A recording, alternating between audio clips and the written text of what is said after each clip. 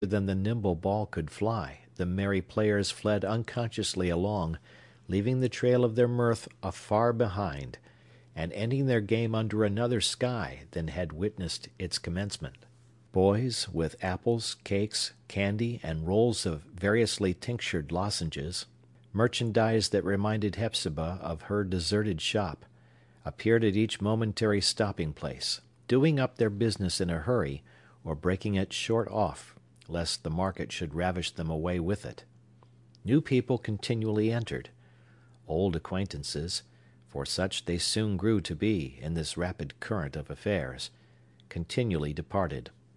Here and there, amid the rumble and the tumult, sat one asleep. Sleep, sport, business, graver or lighter study, and the common and inevitable movement onward. It was life itself. Clifford's naturally poignant sympathies were all aroused. He caught the color of what was passing about him, and threw it back more vividly than he received it, but mixed, nevertheless, with a lurid and portentous hue. Hepzibah, on the other hand, felt herself more apart from humankind than even in the seclusion which she had just quitted. "You are not happy, Hepzibah," said Clifford apart in a tone of reproach. "You are thinking of that dismal old house, and of cousin Jaffrey." Here came the quake through him. "And of cousin Jaffrey sitting there all by himself. Take my advice, follow my example, and let such things slip aside. Here we are in the world, Hepzibah, in the midst of life, in the throng of our fellow beings. Let you and I be happy as that youth and those pretty girls at their game of ball." "Happy," thought Hepzibah, bitterly conscious at the word of her dull and heavy heart, with the frozen pain in it. "Happy! He is mad already, and if I could once feel myself broad awake, I should go mad too."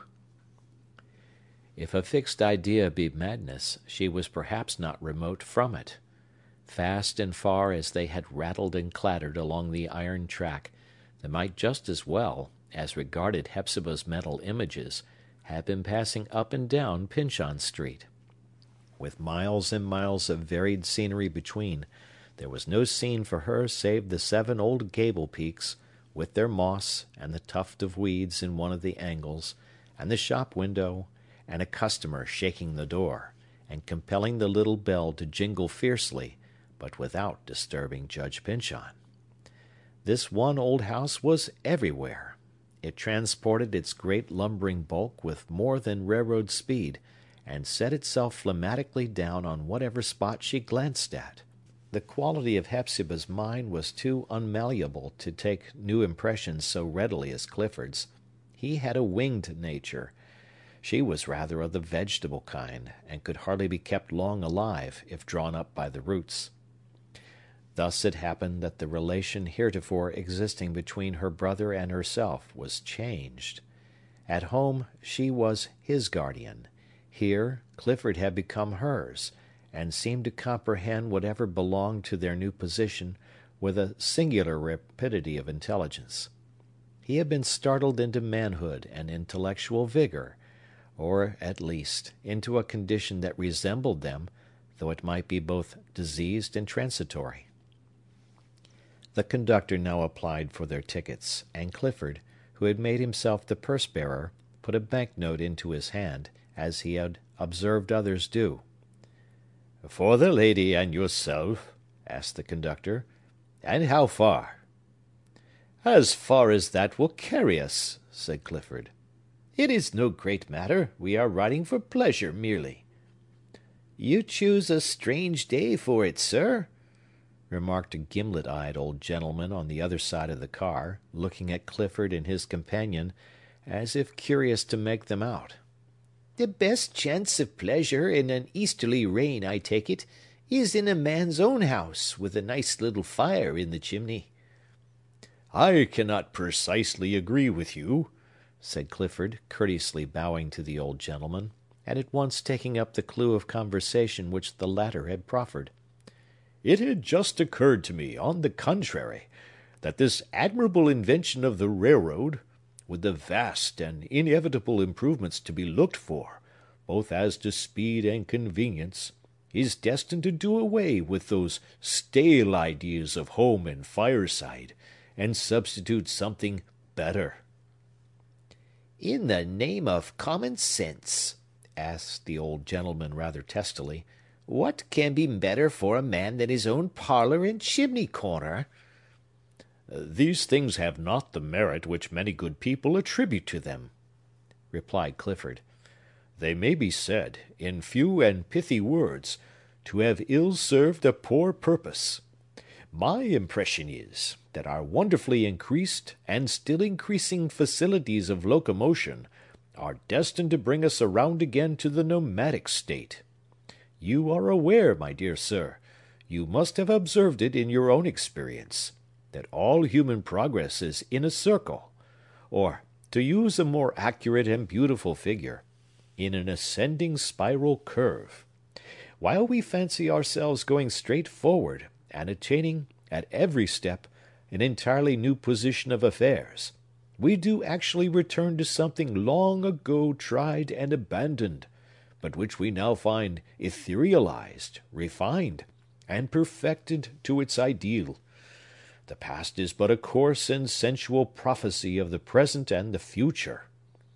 To apply this truth to the topic now under discussion, in the early epochs of our race, men dwelt in temporary huts of bowers of branches, as easily constructed as a bird's nest, and which they built, if it should be called building, when such sweet homes of a summer solstice rather grew than were made with hands; which nature, we shall say, assisted them to rear where fruit abounded, where fish and game were plentiful, or, most especially, where the sense of beauty was to be gratified by a lovelier shade than elsewhere, and a more exquisite arrangement of lake, wood, and hill. This life possessed a charm which, ever since man quitted it, has vanished from existence. And it typified something better than itself.